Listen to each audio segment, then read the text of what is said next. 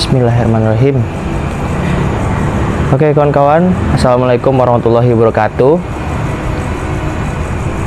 Sebelumnya maaf banget kalau Bang Rizky nggak update konten beberapa minggu ini, karena ya seperti kalian yang mungkin sudah lihat di Instagramnya Bro Rizky, bahkan di TikToknya Bro Rizky, ya kalian tahulah kalau ternyata dulunya waktu kecil Bro Rizky itu diadopsi. Konten kali ini Bang Rizky itu pengen cerita sih sebenarnya ke kalian, tapi belum ada waktu Bang Rizky itu cerita gitu. Dan akhirnya Bang Rizky bisa cerita sekarang, bisa berbagi, ya mungkin punya pengalaman yang sama gitu. Dan di sini semoga kalian semua mendengarkan, dan mohon maaf banget kalau misalkan ceritanya agak lama ya. Oke. Sebelum itu Bang Rizky mau mengucapkan terima kasih.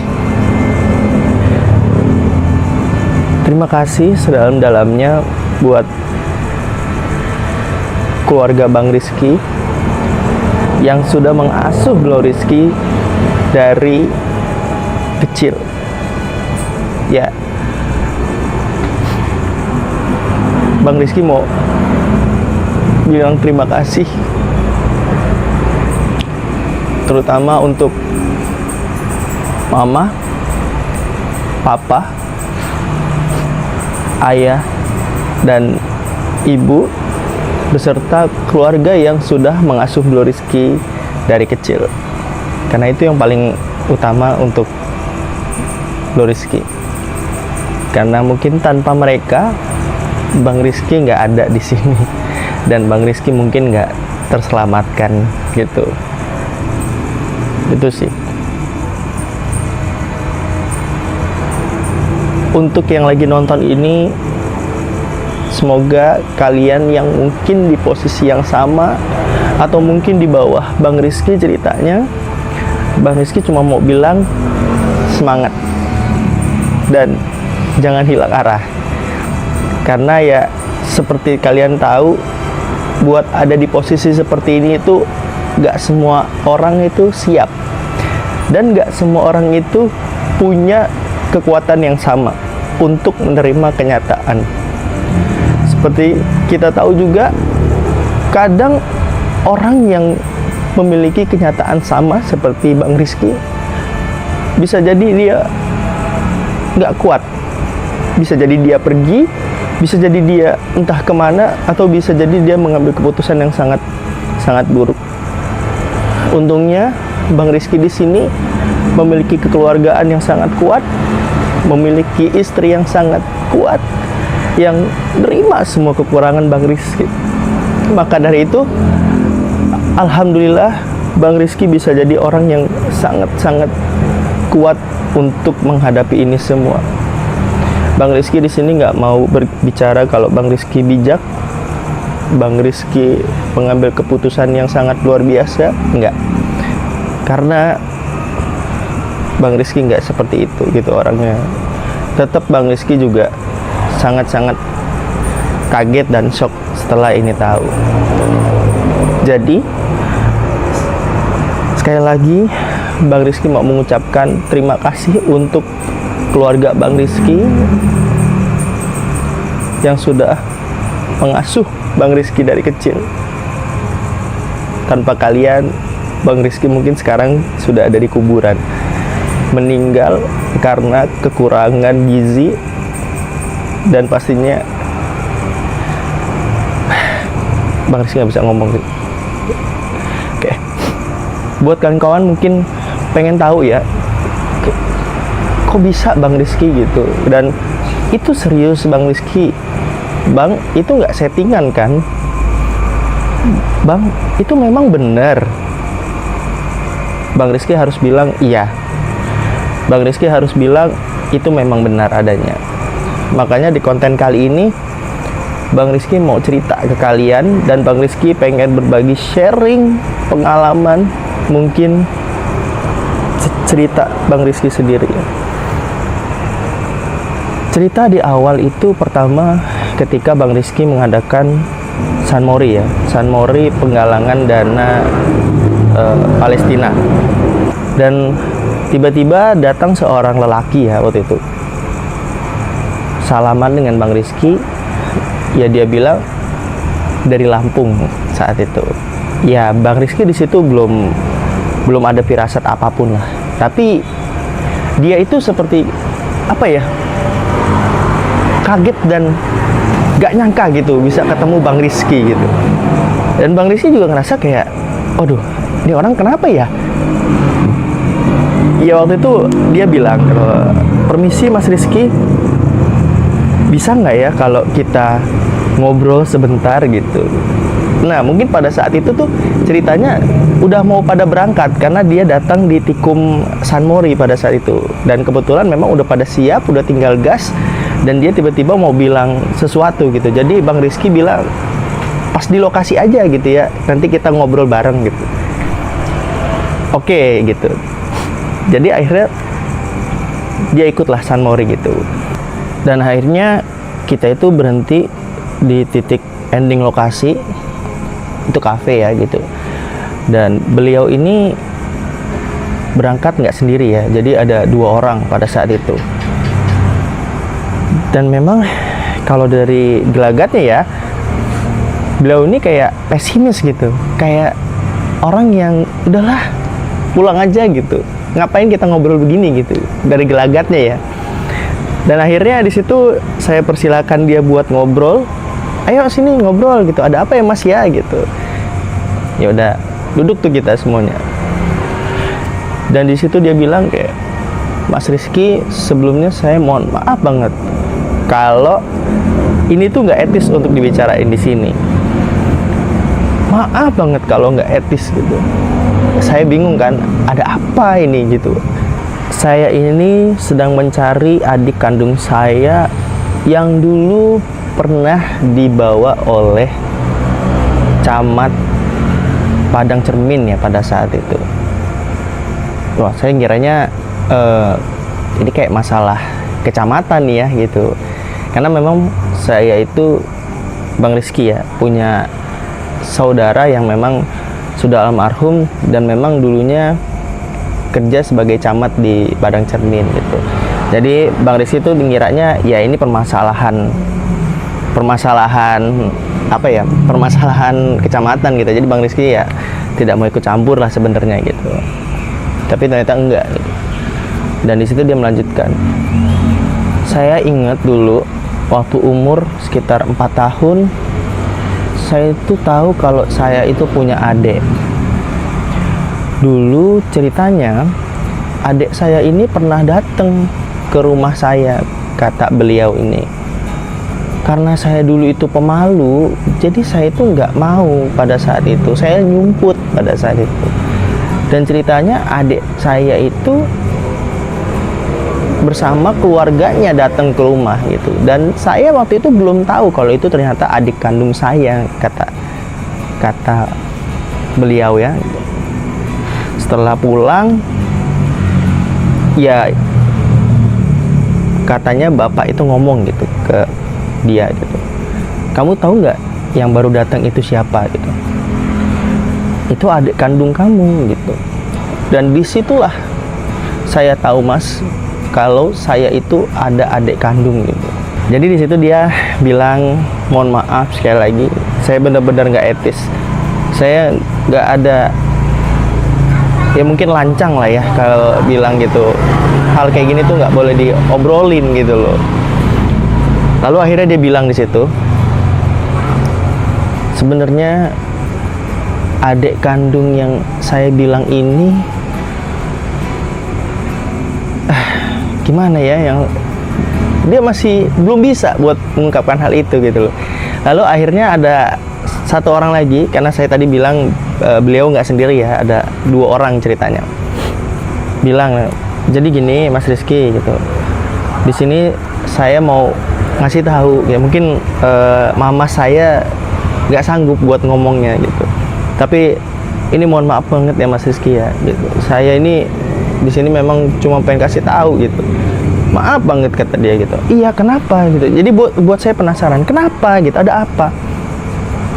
Sebenarnya adek yang Mamas bilang tadi itu, yang dimaksud itu adalah Mas Rizky. Saya di situ langsung kaget gitu, kayak astagfirullah, itu apa ini gitu, kayak apa ini gitu. Kayak saya langsung bilang, maaf ya Mas, ada buktinya nggak, atau tes DNA atau apa gitu, kata dia, kata saya. Terus dia bilang, saya nggak punya Mas kalau hal-hal yang seperti itu, tapi saya ada buktinya konkret, saya ada bukti yang bisa buat ini jadi benar gitu. Siapa gitu? Mamas kenal Pak Heri nggak gitu, atau manggilnya Mamang katanya. Saya nggak tahu pada saat itu kan, karena saya nggak udah nggak berkontekan langsung sama keluarga yang ada di sana gitu. Jadi emang mungkin keluarga jauh gitu kan, saya taunya ini siapa gitu, nggak tahu gitu. Paling boleh ya saya izin telepon biar Mas Rizky tahu. Oh monggo, silakan telepon gitu. Ditelepon lah, video call pada saat itu. Dan saat di video call, Wak, ini ya Wak, Kiki mau ngomong secara langsung. Dikasihlah HP-nya secara langsung. Terus disitu kayak, lah ini mah tahu gitu, kata saya gitu. Terus ada bibi saya di situ, dan alah BSC gitu. Itu bibi Bang Rizky gitu ya. Dan nggak mungkin cuy, di situ langsung kayak nggak mungkin nih bibi sama mamang gue bohong gitu. Dan akhirnya gue bilang gitu. Dan akhirnya di situ akhirnya saya bilang gitu, Bi, ini bener Bi, ini bener. Kiki, bibi itu sebenarnya udah mau kasih tahu, tapi bibi itu nggak mau gitu. Bibi itu takut dimarahin gitu. Takutlah dimarahin bibi ini ceritanya gitu. Kenapa gitu? Tapi ini bener gitu. Bibi Ki yang ngambil kamu itu waktu maghrib gitu. Terus di situ Mang Heri tuh bilang gitu kayak, Ki, kalau Kiki pengen tahu cerita semua aslinya, silakan Ki, datang ke sini. Mamang siap semua untuk ceritain ke Kiki gitu. Dan akhirnya ya di situ kita ngobrol, dan nggak mau gitu ya, akhirnya saya itu 50-50 gitu, antara percaya atau enggak gitu loh. Dan akhirnya kayak saya bilang ke beliau itu, atau mamas kandung saya ya gitu, plot twistnya, Mas, kalau memang kita sedarah, saya minta maaf, saya nggak tahu selama 29 tahun ini gitu, maaf banget gitu loh. Dan akhirnya di situ seperti kayak saya mencoba menerima apa yang sedang terjadi gitu. Dan teman-teman pun pada kaget gitu, kenapa sih Rizky jadi nangis gitu loh. Jadi setelah ketemuan akhirnya kita foto ya, foto sama mama saya itu, saya izin minta foto gitu. Dan akhirnya pulang, dan saya langsung ketemu teman saya lagi di situ, dan teman saya bilang kayak, kenapa nangis gitu, ada apa gitu ya. Akhirnya saya ceritakan, dan semuanya itu kaget, dan bahkan sampai bilang kayak di sinetron ya Ki ceritanya gitu. Itu masih bener-bener bingung cuy, awkward moment gitu loh kalau pada saat itu. Posisi itu kayak bertabrakan semuanya. Dan jujur waktu pulang dari San Mori itu saya mau nabrak gitu ceritanya, karena memang kaget gitu, shock, pikiran tuh tabrak gitu. Saya nangis panjang jalan tuh, kayak rusak gitu masa kenangan saya gitu, kenangan kecil saya gitu. Karena saya tahu tuh kenangan kecil saya tuh bahagia banget. Saya tuh sangat disayang sama keluarga saya gitu waktu kecil gitu.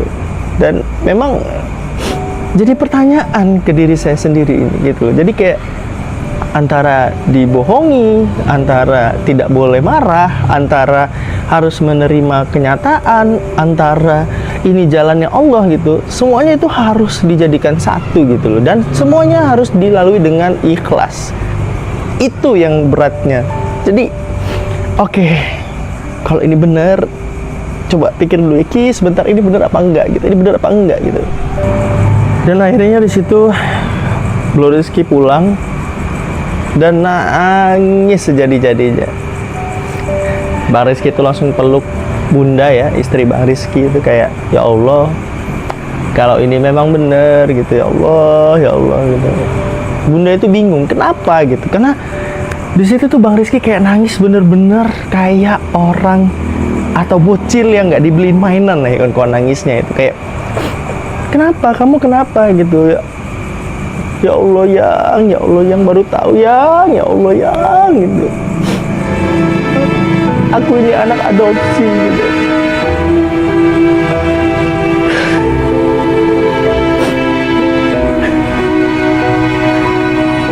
Berat sebenarnya kawan. Berat bener cerita itu ke istri itu kan.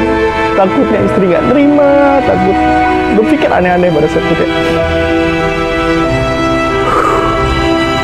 Ya akhirnya istri saya itu ya bilang gitu, sebenarnya aku tuh nggak kaget, nggak kaget aku tuh gitu. Aku tuh emang punya firasat kamu ini seperti anak adopsi, karena waktu kita lamaran gitu, ibuku itu pernah bilang, yang mana sih ayahnya gitu, itu yang itu gitu, kok nggak mirip ya gitu.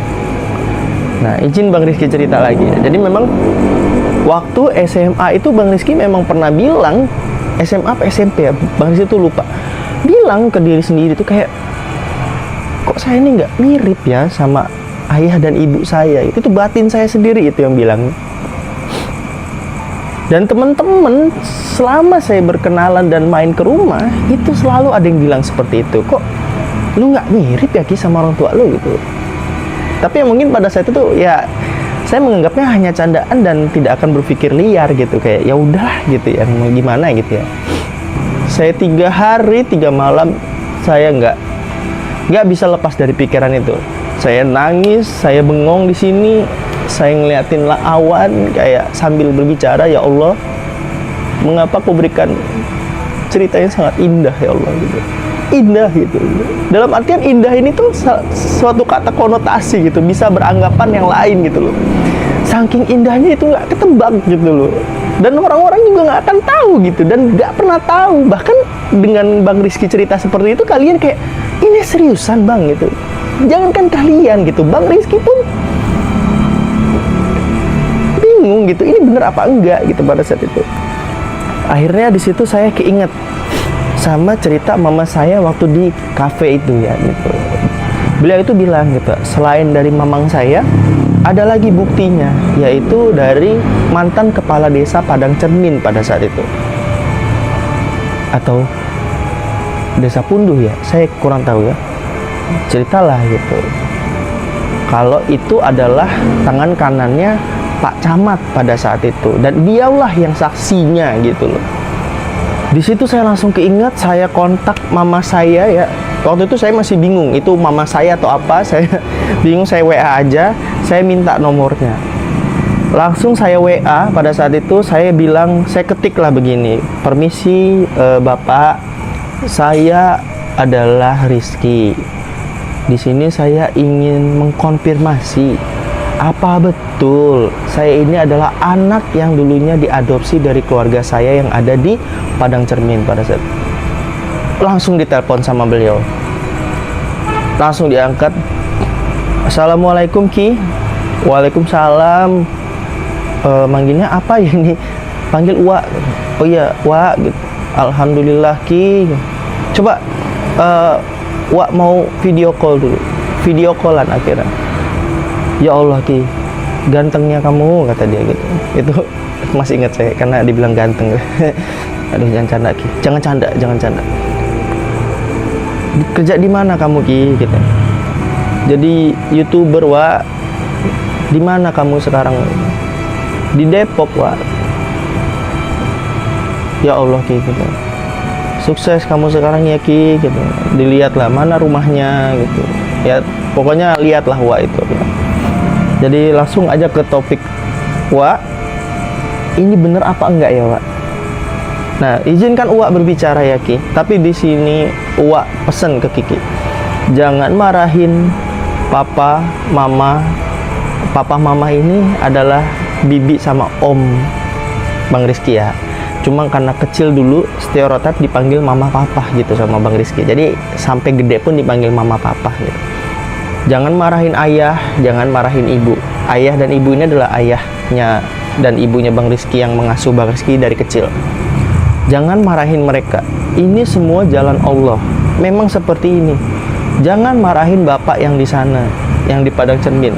Karena memang ini adalah jalan Allah ya Ki. Jadi kamu itu waktu dulu ceritanya bapak itu, nah bapak ini adalah Pak Camat itu ya, karena beliau manggilnya bapak karena atasan gitu kan. Bapak itu pengen anak laki-laki katanya. Dan ibu, nah ibu ini adalah istri dari Pak Camat ini ya, karena dia manggilnya ibu, jadi saya panggil ibu juga ya biar kalian tahu. Ibu itu bilang ke saya gitu, ada nggak ya anak yang ibunya meninggal saat melahirkan? Karena di sini saya ingin mengadopsi untuk adik saya. Adik saya ini divonis udah tidak bisa punya anak karena kena penyakit ginjal pada saat itu. Oh siap, nanti kalau memang ada saya kasih tahu gitu. Lalu Uwa itu keinget Ki sama Bapak Sarmidi pada saat itu. Beliau itu istrinya baru saja meninggal karena melahirkan anaknya. Di situ Uwa bilang gitu, ini ada yang mau mengadopsi Rizky, bukan keluarga yang main-main ini gitu. Keluarga yang beradab. Jadi memang pada tahun 95 pada saat itu tuh masih demplang lah, yang kaya dan yang miskin itu demplang banget kawan-kawan. Kelihatan gitu loh. Ini ada. Insya Allah nanti kalau sudah dewasa dipertemukan. Ingat banget itu Uwa bilang kayak gitu. Nenek itu bingung, bapak itu bingung, kata Uwa itu. Bapak itu bapak aslinya Bang Rizky ya. Dan bapak itu memang depresi gitu pada saat itu karena udah banyak kehilangan. Anak pun ternyata ada lagi gitu. Dan dia harus ada tanggungan 3 anak termasuk Bang Rizky, jadi 4. Bingung, sedangkan Bang Rizky ini butuh susu. Ibu meninggal. Dan maafnya kata, bapak Bang Rizky yang asli itu keluarga yang sangat miskin, yang susu pun nggak kebeli kawan-kawan.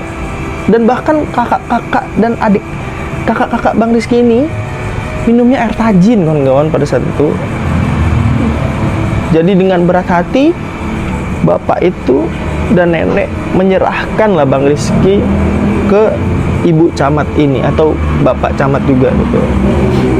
Berat sebenarnya bapak itu, tapi ya bismillah lah, suatu saat bisa ketemu lagi gitu. Diserahkan lah secara langsung. Dan perayaan besar-besaran kata Uwa itu. Ya dari situlah hidup Bang Rizky itu dimulai kawan-kawan. Bang Rizky bener-bener disayang. Bang Rizky itu serasa anak yang paling disayang gitu. Dan mama itu bilang, kehadiran Kiki itu ngebuat ibu itu bertahan dari penyakitnya. 13 tahun ibu itu bertahan dengan penyakitnya. Waktu itu ibu gagal ginjal ya ceritanya gitu. Jadi bayangin kawan-kawan, orang yang gagal ginjal itu kalau bisa dibilang ya sangat sulit mencapai 13 tahun untuk bertahan dalam penyakitnya. Dan karena kehadiran Bang Rizky, ibu itu bahagia sekali punya anak seperti Bang Rizky. Dia benar-benar merawat Bang Rizky gitu. Dan dia bertahan sama Bang Rizky. Kehadiran Kiki itu adalah keajaiban gitu loh. Ibu itu seneng bener sama Kiki gitu. Bayangin 13 tahun dia cuci darah, badannya kering, semuanya kering kawan-kawan. Jadi kalau orang kena penyakit ginjal itu kulit itu pecah-pecah gitu. Bahkan di sini tuh ibu asuh Bang Rizky itu punya mesin gitu loh buat cuci darah. Seminggu itu bisa 2 kali kalau nggak salah. Dulu waktu kecil Bang Rizky itu bukan seperti kalian yang main ketawa-ketiwi sama teman-teman. Bang Rizky itu dulu di rumah sakit kecilnya, temenan sama siapa? Sama pohon. Bang Rizky itu cari perhatian dulu, karena harusnya Bang Rizky itu masa kecil itu haus akan perhatian. Cuma karena kondisi ibu dan ayah itu sibuk juga ya, dan ibu sakit gitu, jadi cuci darah selama 5-6 jam. Jadi selama itu Bang Rizky keliaran aja di rumah sakit itu sama suster-susternya gitu. Dan Bang Rizky itu selalu ingat, kalau Bang Rizky di rumah sakit, Bang Rizky itu selalu main di taman itu, ada pohon Kamboja selalu di situ. Itu adalah teman main Bang Rizky. Makanya Bang Rizky itu kerasa kayak dulu tuh Bang Rizky itu punya sesuatu hal yang nggak bisa didapat dari kawan-kawan lainnya gitu. Harusnya punya teman, tapi Bang Rizky nggak punya teman gitu pada saat itu. Benar-benar kesepian. Bang Rizky harusnya merasakan kasih sayang, tapi karena ibu sakit, ya kebatas semua gitu. Tapi Bang Rizky itu selalu seneng sama ibu Bang Rizky itu, karena dia itu benar-benar luar biasa mengasuh Bang Rizky itu bagaikan anak kandung, padahal bukan anak kandung, kawan-kawan, tapi udah seperti ibu kandung. Makanya Bang Rizky pas tahu cerita ini tuh Bang Rizky kaget gitu, gak nyangka kalau bakal seperti ini gitu. Pesan Bang Rizky sih, semoga ya Allah, dengarkanlah doa dari anak piatu ini, Allah gitu, masukkanlah surga gitu. Ibu saya selama hidup menahan rasa sakit, mengasuh saya masih sanggup gitu loh. Dan ketika Bang Rizky punya anak, Bang Rizky sadar gitu, oh begini jadi orang tua gitu. Bang Rizky dulu benar-benar disayang, bukan punya ibu, keluarga semua Bang Rizky disayang. Anak paling kesayangan Bang Rizky ini masih sakit itu. Saya bilang, ya Allah, berikanlah surga kepada almarhum ibu kandung sama ibu asuh saya. Untuk ibu kandung saya yang sudah melahirkan saya dan mengorbankan nyawa, berikanlah dia surga. Untuk ibu asuh saya yang masih sakit pun masih sanggup merawat saya, berikanlah surga mereka, ya Allah.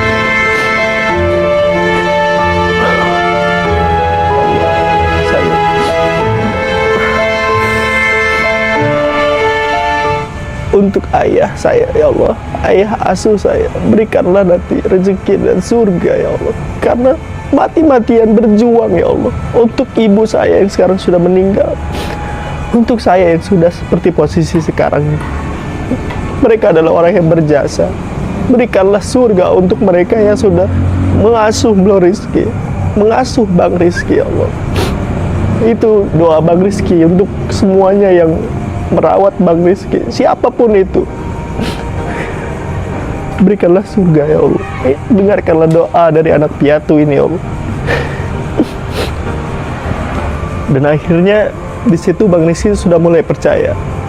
Tapi Bang Rizky akhirnya mencari informasi lagi melalui bule Bang Rizky, ya. Ini dari keluarganya ayah asuh Bang Rizky gitu. Akhirnya Bang Rizky dengan berani mengambil keputusan, telepon bule sayang kan sama Mas Kiki. Sayang, kenapa Mas? Masa gitu nanyanya, sayang lah gitu. Kalau bule sayang, jawab yang jujur ya bule gitu. Iya, kenapa Mas? Bule, Mas Kiki ini anak adopsi ya gitu. Di situ dia diem gitu, kayak, Mas Kiki tahu dari mana gitu. Bule jawab dulu, baru Mas Kiki cerita. Ya akhirnya bule itu mengiyakan lah di situ. Langsung nangis Bang di situ, ya Allah, bener berarti, ya Allah, bener Kiki ini anak adopsi itu. Langsung di situ keinget semua, ya ampun. Aduh, rasanya wah luar biasa kawan-kawan. Dan akhirnya di situ pelan-pelan Bang Rizky itu memberitahukan keluarga gitu. Kepada mamah Bang Rizky juga pelan-pelan gitu kasih tahu, mamah jangan bohong lagi. Kiki ini anak adopsi ya gitu. Mamah itu berat untuk kasih tahu. Mamah ini bibinya Bang Rizky ya. Jadi karena kepanggilnya mamah dari kecil, jadi mamah gitu panggilnya. Udah jangan bohong gitu. Dan di situ Mama itu bilang gitu, Mama ini takut kehilangan Kiki gitu, nggak mau kehilangan Kiki, takut Kiki tuh direbut lagi gitu. Saking sayangnya kawan-kawannya, saking sayangnya itu gitu. Jadi ya Kiki bilang, Mama jangan kayak gitu, Ma, nggak apa-apa. Kiki nggak mungkin lah gitu.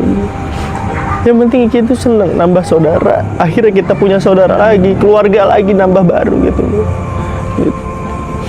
Dan akhirnya yang terakhir adalah Bang Rizky pulang ke Lampung. Di situ Bang Rizky perjalanan tuh malam-malam menuju ke Bandar Lampung, ketemu ayah asuh Bang Rizky yang selama ini merawat Bang Rizky juga. Dan Bang Rizky juga punya ibu sambung ya. Dan disitulah cerita Bang Rizky juga. Jangan ada yang dibohongin lagi, jangan ada yang ditutup-tutupin lagi. Sedih keluarga itu sebenarnya mau ngasih tahu, nggak tega karena mereka itu terlalu sayang sama Bang Rizky gitu. Takut kalau Bang Rizky itu balik lagi. Makanya di situ kayak Bang Rizky langsung pulang ke Pangcermin. Perjalanannya itu indah bener. Sepanjang perjalanan itu Bang Rizky ngeliat lautan di pinggir jalan itu kawan-kawan, indah bener perjalanan. Ya Allah, ini betapa indahnya kampung halaman saya ini, Allah gitu. Terus akhirnya ketemu sama Mang Heri yang Bang Rizky ceritakan di awal. Bang Rizky dianterin sama Mang Heri dan satu keluarganya, sama anak-anaknya juga, sama menantunya juga, dia ajak ke rumah bapak Bang Rizky. Dan pas sudah sampai di rumah, itu semua orang pada ngeliatin Bang Rizky. Itu semua pada kayak gak nyangka 29 tahun anak ini pulang. Dan dulunya mereka nggak tahu gitu loh ceritanya. Nggak tahu kalau bakal ini tuh kejadian gitu. Gak mungkin gitu kalau kata orang.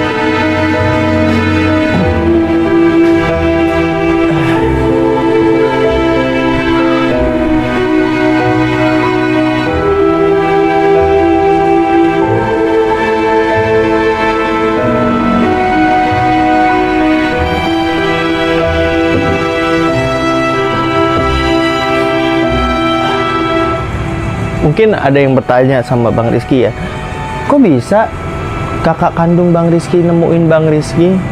Nah, jadi Bang Rizky ceritain lagi. Jadi ceritanya Mamang Heri ini yang Bang Rizky bilang tadi sama BSI ini, ceritanya adalah seorang pedagang. Kalau di desa tuh, kalau misalkan ada hajatan atau acara, pasti banyak ya pedagang-pedagang gitu kan. Ya, itulah pekerjaan dari mamangnya Bang Rizky itu.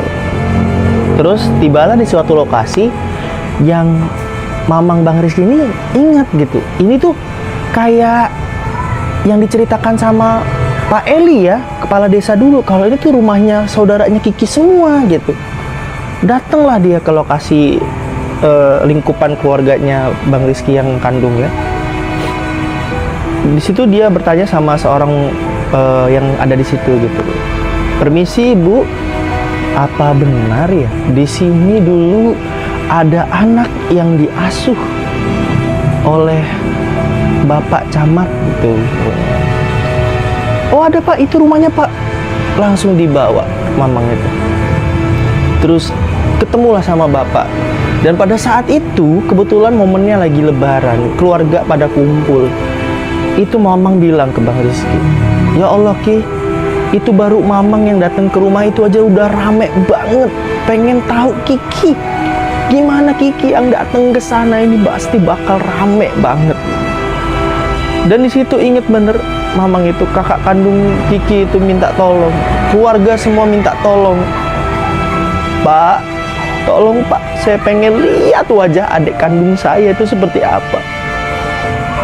Mamang itu sebenarnya nggak berani gitu loh, karena dia takut dimarahin sama keluarganya Bang Rizky, karena nggak boleh dikasih tahu itu sebelumnya. Ya akhirnya kayak dia itu minta tolong sama anaknya, Mer sini Mer, ada fotonya Akiki nggak gitu. Dikasihlah Instagram sama TikToknya Bang Rizky pada saat itu. Dan disitulah kakak kandung Bang Rizky akhirnya bilang, saya akan temuin adik saya ini. dan ketemulah di acara San Mori penggalangan dana Palestina. Disitulah akhirnya jalannya Allah itu mempertemukan Bang Rizky sama keluarga Bang Rizky. Dan akhirnya selama 29 tahun kawan-kawan, akhirnya tahu, Bapak Bang Rizky itu tahu wajah anak yang dulu pernah diberikan itu seperti apa. Mamang itu bilang, Kiki itu sudah mandiri, udah sukses, udah punya istri, udah punya anak. Bapak itu bilang kayak, ya Allah Pak Camat, terima kasih sudah merawat anak saya gitu. Terima kasih, anak saya berhasil hidup. Terima kasih. Itu kalau Papa Bang Rizky masih hidup ya, si Pak Camat ini gitu. Mungkin sudah disembah mungkin ya, gitu. Sudah bersujud gitu kayak terima kasih gitu. Dan di situ kayak Bang Rizky nggak tegel dengar ceritanya kawan-kawan, karena bayangin kalian tuh seorang ayah, kalian kehilangan istri setelah melahirkan anak, kalian keluarga ekonominya itu bener-bener di bawah rata-rata garis kemiskinan gitu. Terus akhirnya melihat anak kalian gitu udah tumbuh dewasa, sukses gitu, tapi dia nggak tahu kalau saya itu ayahnya gitu. Kalian bayangin di posisi itu gitu. Terus kayak Allah, Pak, terima kasih Pak, anak saya alhamdulillah hidup gitu. Disitulah kawan-kawan. Jadi buat kawan-kawan mungkin ada yang bertanya hal kenapa kok baru sekarang gitu, dulu kemana aja gitu. Jadi itu ceritanya 29 tahun kawan-kawan. Kakak kandung Bang Rizky nggak tahu wajah Bang Rizky itu. Jadi saking nggak tahunya, bahkan pernah ketemu di satu daerah pun mungkin nggak akan tahu gitu loh kalau nggak tahu wajah kan gitu. Jadi pas sampai lokasi di rumah itu bener-bener luar biasa, bener-bener luar biasa. Di situ tangisan, isak tangis semua. Ternyata Bang Rizky punya 6 bersaudara. Ternyata Bang Rizky itu punya keluarga yang besar di sana itu.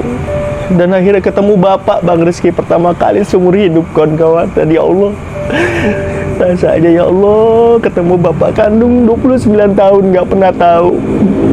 Alhamdulillah ya Allah masih bisa ketemu Bapak kandung gitu. Masih hidup beliau itu kayak Allah.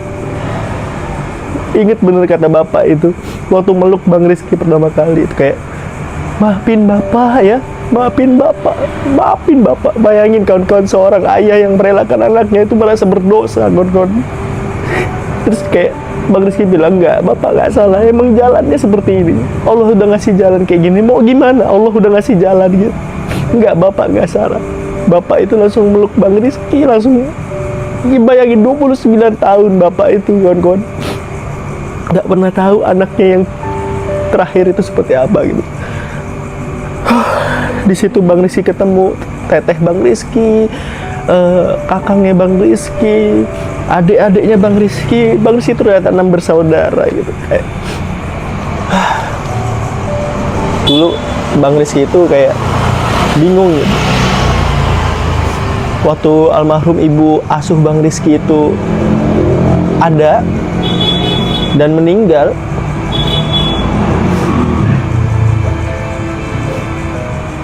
waktu ibu asuh Bang Rizky itu meninggal, Bang Rizky itu kesepian kawan-kawan, sampai bilang sama Allah itu dulu, ya Allah sekarang Kiki belajar sendiri, ibu udah meninggal. Waktu itu masih kelas 5 SD Bang Rizky kehilangan ibu asuh Bang Rizky yang kena penyakit ginjal bertahan 13 tahun. Biasanya sama ibu belajar, sekarang sendirian. Coba ya Allah, Kiki ini punya kakak, punya adik, pasti Kiki nggak kesendirian. Dan ternyata memang Bang Rizky itu punya kakak dan punya adik gitu. Cuma Bang Rizky nggak tahu aja gitu. Mungkin kalau Allah itu bisa bilang sebenarnya Kiki itu nggak sendiri gitu, Kiki itu ada gitu. Tapi Allah belum ngasih jalan, belum ngizinin Kiki buat ketemu. Kesepian dulu. Bayangin kehilangan seorang ibu itu kawan-kawan, patah hati itu. Bayangkan kita itu hidup tapi nggak nginjek bumi kawan-kawan, bagaikan burung nggak ada sayap kawan-kawan. Itu kalau kehilangan ibu, kehilangan arah, ya Allah gitu, kayak kok sakit bener ya kehilangan orang tua ini gitu, kehilangan ibu di masih kecil gitu. yang harusnya masih ngerasain kasih sayang seorang ibu tuh nggak ada.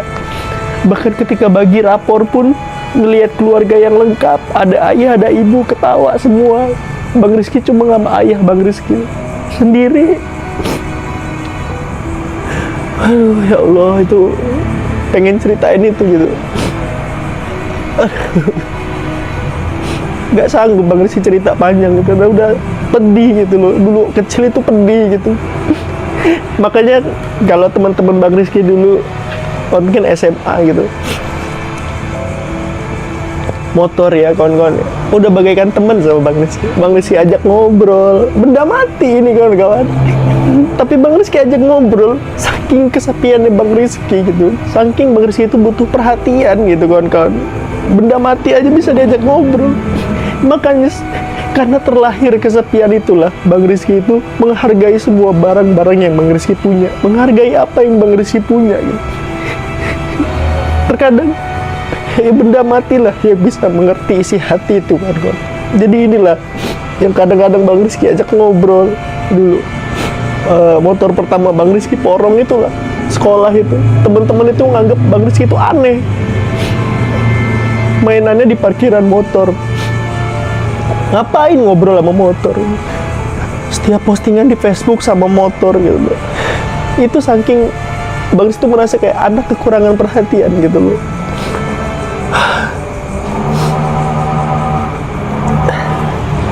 Jadi buat kawan-kawan semua, pesan Bang Rizky. Jadi buat kawan-kawan semua, Bang Rizky nggak bisa bercerita lebih panjang lagi. Intinya semoga semuanya yang pernah merawat Bang Rizky, mau siapapun itu, diberikan surga. Ya Allah, dengarkanlah doa dari anak piatu ini ya Allah. Berikanlah surga bagi mereka yang merawat Bang Rizky. Mau usah berapapun banyak dosa mereka lakukan, hapuskanlah ya Allah. Berikanlah mereka surga ya Allah. Buat ibu kandung Bang Rizky yang sudah melahirkan dan meninggal karena Bang Rizky, semoga ya Allah berikanlah surga ya Allah. Dan buat ibu asuh Bang Rizky yang merawat Bang Rizky dari kecil, berikanlah surga. Berikanlah surga. Buat ayah Bang Rizky yang udah merawat Bang Rizky dari kecil, berikanlah surga ya Allah. Dan buat papa, mama, bibi, uak, semuanya, bule, bude, pak de, siapapun itu, berikanlah surga ya Allah. Hapuskanlah dosa-dosa mereka. Pesan Bang Rizky di video terakhir Bang Rizky ini, di menit-menit terakhir Bang Rizky, siapapun kalian yang punya posisi sama seperti Bang Rizky, semangat, jangan patah arah. Bang Rizky juga bangga. Kalau ada yang bilang malu ya jadi anak adopsi, enggak. Bang Rizky bangga sama apa yang Bang Rizky udah capai sekarang. Ini adalah bentuk dari cerita yang Allah berikan. Dan Bang Rizky bangga sebagai anak adopsi, punya cerita yang seperti ini dan punya posisi yang sekarang seperti kalian lihat. Gak mudah buat ada di posisi ini, tapi Bang Rizky mampu. Alhamdulillah. Jadi semoga cerita Bang Rizky ini bisa jadi motivasi dan ambil baiknya buat kalian semua yang mungkin posisi sama, yang mungkin lagi kehilangan arah atau apapun. Karena ya semua itu pasti bakal indah pada waktunya. Dan buat kawan-kawan di luar sana, Bang Rizky juga punya pesan satu. Mungkin kita sama, tapi belum tahu aja gitu. Jadi buat siapapun yang merasa dalam hatinya merasakan sama, apakah saya anak adopsi, hanya Allah yang bisa menentukan jalannya nanti gitu. Jadi begitu aja konten kali ini. Bang Rizky nggak mau ada yang ditutup-tutupin. untuk anak Bang Rizky nanti kalau sudah dewasa dan menonton ini, jangan pernah malu punya ayah seperti ayah ya. Karena buat ada di posisi sekarang itu ayah nggak mudah gitu. Dan harapannya semoga kamu bangga punya ayah seperti Bang Rizky. Jadi gitu aja konten kali ini. Dan pesan terakhir untuk istriku, terima kasih sudah menerima aku apa adanya, sudah mensupport sampai posisi seperti sekarang. Kalau tanpa kamu juga aku akan hilang arah. Tapi kamu selalu nguatin aku di belakang. Kamu selalu kasih aku semangat. Kamu selalu kasih solusi di setiap jawaban. Kamu juga lah yang nyuruh aku untuk pindah ke Jakarta. Dan alhamdulillah memang benar jalannya di Jakarta. Aku sayang sama kamu. Makasih sudah menjadi istriku. Dan gitu aja konten kali ini kawan-kawan. Terima kasih yang sudah menonton dan mendengarkan cerita ini dari sampai awal dan akhir. Semoga bisa jadi semangat untuk kalian semua. Bang Rizky undur diri. Assalamualaikum warahmatullahi wabarakatuh.